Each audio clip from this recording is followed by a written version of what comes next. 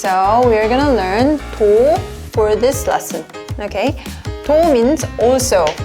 But you know, in English, you can attach them in the middle or here in the middle, and you can attach them at the last of the sentence, right? But in Korean, you should attach 도 with noun. So it should be located in the middle of the sentence.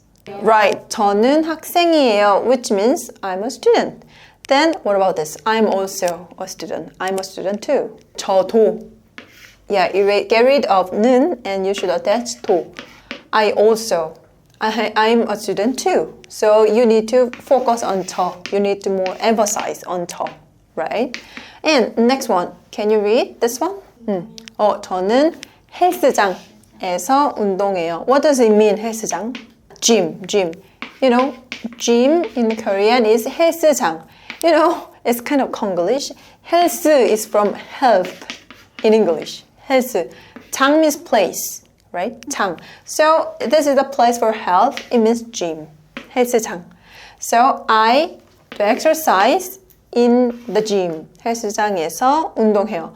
So I work out. For example, I work out in the park. 공원에서 운동해요. And I also work out in the gym as well, like this. So you can more emphasize on the place.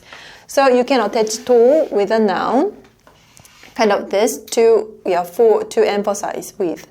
All right, then we will practice more. So which food? 무슨 음식 again? 무슨 음식? Which food do you like? And you answer like 저는 I like this food and I also like this food. So you need to say two food. 피자도 좋아해요. Very good. So do you have any question? 질문 있어요? Okay, then this is all about lesson 16. Okay, thank you. 감사합니다.